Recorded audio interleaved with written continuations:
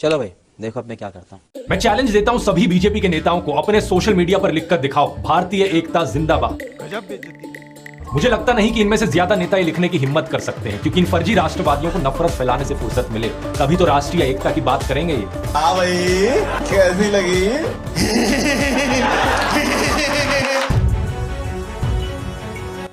हाल ही में मशहूर यूट्यूबर ध्रुव राठी ने एक वीडियो जारी करके बीजेपी सरकार और उसके नेताओं को खुला चैलेंज दिया है, जिसने सोशल मीडिया पर तहलका मचा दिया है। राठी ने बीजेपी नेताओं और कार्यकर्ताओं से कहा कि अगर वे वाकई में देश से प्यार करते हैं और भारतीय एकता में विश्वास रखते हैं तो उन्हें अपने सोशल मीडिया हैंडल पर गर्व के साथ भारतीय एकता जिंदाबाद लिखकर दिखाना चाहिए। इस चैलेंज ने न केवल बीजेपी समर्थकों बल्कि उनके आलोचकों के बीच एक गहरी बहस छेड़ दी। ध्रुव राठी, जो अपनी बेबाक टिप्पणियों और तथ्य आधारित विश्लेषण के लिए जाने जाते हैं, लंबे समय से बीजेपी सरकार की नीतियों और फैसलों की आलोचना करते रहे हैं। उनके यूट्यूब चैनल पर लाखों फॉलोअर्स और वे खास तौर पर युवाओं के बीच बेहद लोकप्रिय हैं। अल जजीरा की एक रिपोर्ट के अनुसार भारत में यूट्यूब के 46 करोड़ यूजर्स। बीजेपी समर्थक अक्सर राठी का पक्षपातपूर्ण डेटा पेश करने और विपक्षी नेताओं की कमियों को नजरअंदाज करने का आरोप लगाते रहते हैं। राठी का यह चैलेंज बीजेपी के उस राष्ट्रवादी नैरेटिव को चुनौती देता है जो अक्सर हिंदू पहचान और हिंदी भाषा को भारतीयता से जोड़ता है।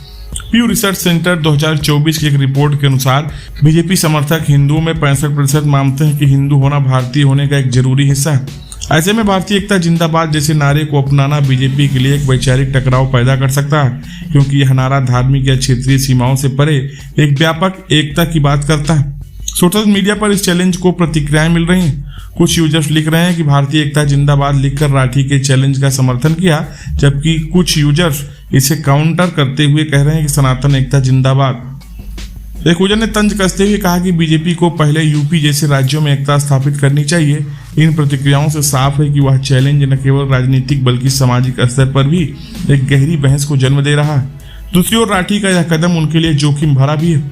हाल ही में बीजेपी के मुंबई प्रवक्ता नरेश नकुआ ने राठी के खिलाफ मानहानि का मुकदमा दायर किया, जिसमें उन पर हिंसक और अपमानजनक ट्रोल कहने का आरोप है। यह मुकदमा भारत में स्वतंत्र मीडिया और आलोचकों पर बढ़ते दबाव का प्रतीक।